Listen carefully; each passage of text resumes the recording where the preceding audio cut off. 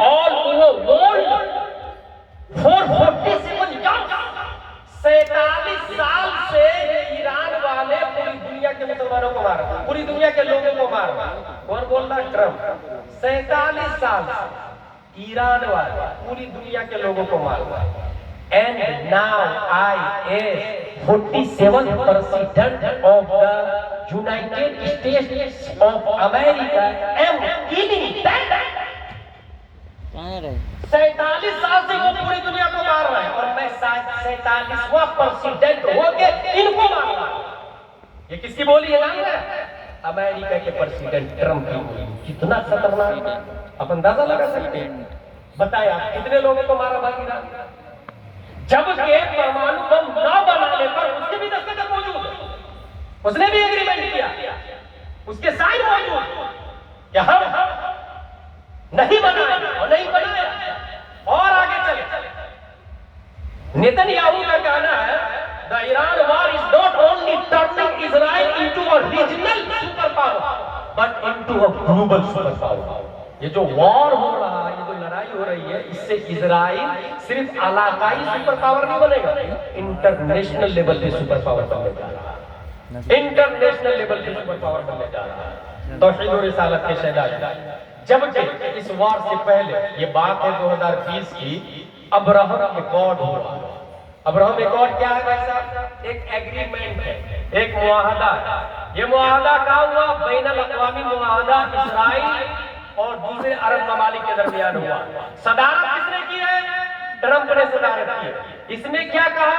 अमन और शांति के साथ रहेंगे, तिजारत और मईशत करेंगे इजराइल अरब के साथ, सिफारती ताल्लुकात कायम करेंगे। ये हो गया। इसी बुनियाद पर अब एक पॉइंट की बात सुनिए। 2025 में कतर ने 747 बोइंग जहाज ट्रम्प को गिफ्ट की दी, जिसकी कीमत $400 मिलियन। $400 मिलियन हाथ मिलाए। मिडिल ईस्ट से ये हाथ मिला रहा। क्यों हाथ मिला रहा? कि मैं जब तुम में से किसी को मारूंगा तो तुम बचाना मत, तुम्हें कुछ नहीं करेगा, तुम्हें सिक्योरिटी दूंगा, तुम्हें फौज दूंगा, तुम्हें डिफेंस सिस्टम दूंगा, लेकिन मैं किसी को मारूं तो तुम साथ मत देना। ये ऐसे ही हुआ, ये आपके साथ नहीं हो सकता। आप यहाँ दो भाई हैं, मोहब्बत से रहते हैं, आपका दुश्मन एक भाई को तोड़ेगा और ये कहेगा कि मैं तुम्हारा साथ दूंगा, जब दूसरे को मारूंगा तो तुम बचाने मत आना। अरब में एक किताब चल रही थी, मिस्र में पढ़ा था उसको। किताब का नाम है अल अरबिय्या बैन यदैक। उस किताब में ये लिखा था, जंगल में दो बैल रहते हैं, एक काला एक गोरा, दोनों में गहरी दोस्ती, दोनों में गहरी दोस्ती। जब शेर आता था तो दोनों ऐसे होके हमले करते थे, बड़ी बड़ी सींगें थी, किसी की मजाल नहीं तो उसको टच कर, किसी की मजाल नहीं तो कैसे हो जाते थे। पीछे से अटैक कर नहीं सकता क्योंकि दूसरी सींग इधर, दूसरी सींग, दो इधर है दो इधर, सालों साल से जिंदगी गुजार रहे हैं। प्लान शेरों ने ये किया, सफेद बैल को कहा कि वी आर फ्रेंडली, हम दोस्ती करेंगे, लेकिन जब काले को मारूंगा तो तुम बचाना मत, तुम्हें नहीं मारूंगा। बस उसने कहा पक्का वादा।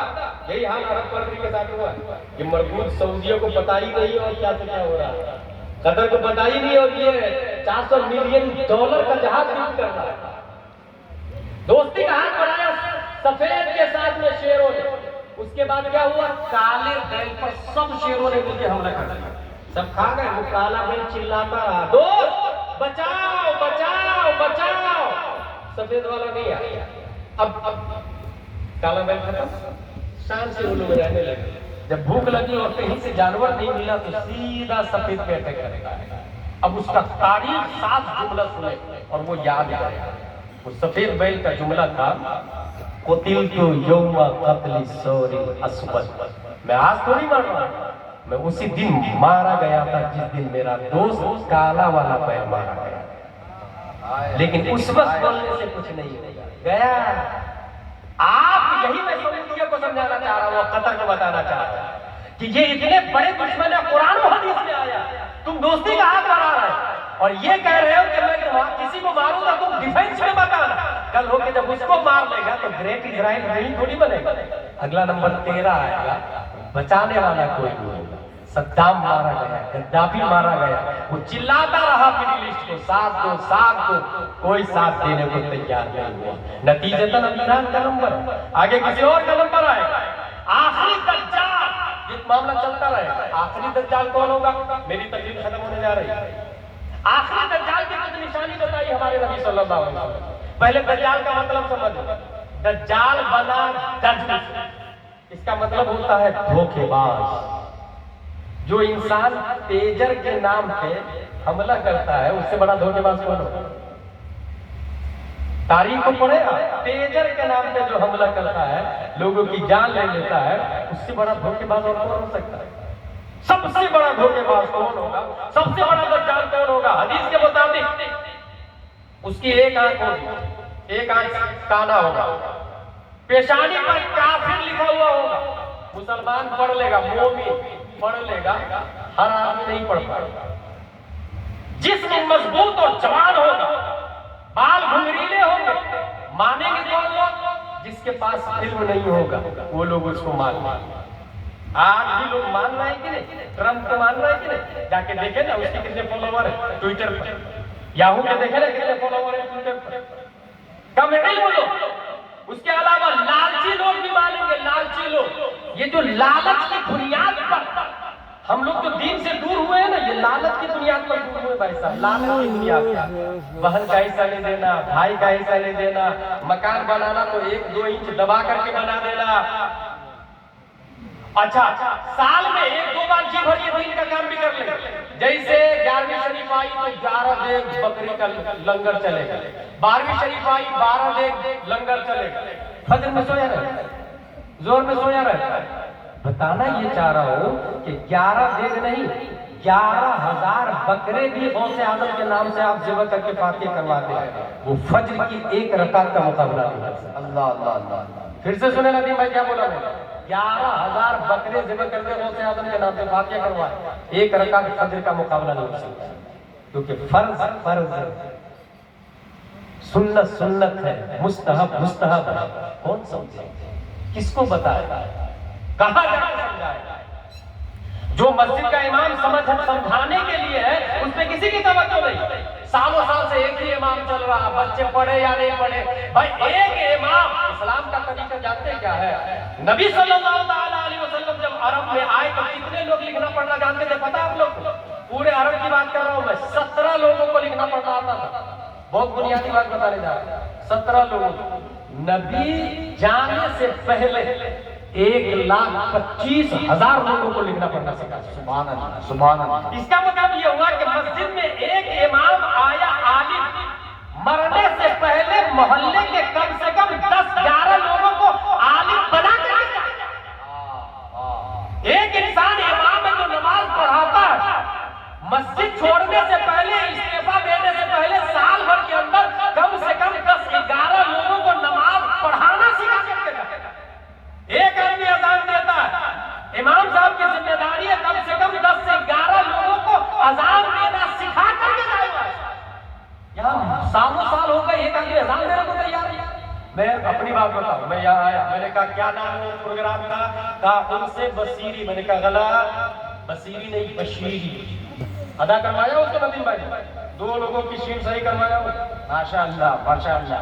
2 منٹ میں 2 لوگوں کی شین صحیح ہو سکتی ہے تو 10-15 سال میں 10-15 عالم نہیں بن سکتے، نمازی نہیں بن سکتے، اذان دینے والے نہیں بن سکتے، وضو اور غسل کے فرائض یاد نہیں کر سکتے۔ وَلَيْسَ لِلْإِنسَانِ إِلَّا مَا سَعَىٰ، یہ تمنا سے نہیں ہوتا، کرنا پڑتا ہے، کوشش کرنی پڑتی ہے۔ اگر تمنا سے ہوتا لو کان ھذا العلم یدرک بالمنى ما کان یبغی فی البریہ جاہل۔ اگر تمنا سے ہوتا تو روئے زمین پر کوئی جاہل ہی نہیں بچتا۔ اگر تمنا سے جنگ جیتتے تو ایک اور بات میں مثال دیتا ہوں، ہمارے نبی اگر مسجد نبوی میں بیٹھ کر دعا کرتے، اے اللہ ابو جہل کو مار ڈال، تو ابو جہل مرتا کہ نہیں مرتا؟ عتبہ کو مار ڈال، مرتا کہ نہیں مرتا؟ شیبہ کو مار ڈال، مرتا کہ نہیں مرتا؟ کیونکہ نبی کی شان کیا ہے؟ اجابت کا صحرا، عنایت کا جوڑا، دلہن بن کے نکلی دعائے محمد۔ اجابت نے جھک کے گلے سے لگایا، بڑی ناز سے جب دعائے محمد، نبی جب سورج کو کہے پلٹ کو پلٹ جاتا ہے، چاند کو نبی چاچا سے بددعا کرے تو وہ مرے گا نہیں، یقیناً مرے گا، لیکن نبی جب کے بدر میں گئے لڑے وہاں دعا کیے اے اللہ تبارک و تعالی لن تعبد ابدا، یہ غلبہ ہے ورنہ تیری عبادت نہیں کی جائے، اور اللہ نے مدد فرمائی۔ اس کا مطلب یہ ہوا کہ ہم لوگ بھی تمنا سے نہیں، محنت سیکھیں، سکھائیں، ماحول بنائیں۔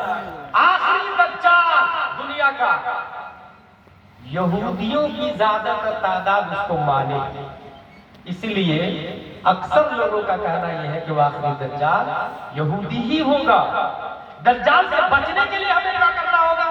حضور صلی اللہ علیہ وسلم نے کہا کہ مرنے سے پہلے ہم لوگ اپنے اولاد کو 3 باتیں بتائیں۔ ادبوا اولادکم علی 3 خصال، حب نبی کو وحب اہل بیتہ وتلاوت القرآن۔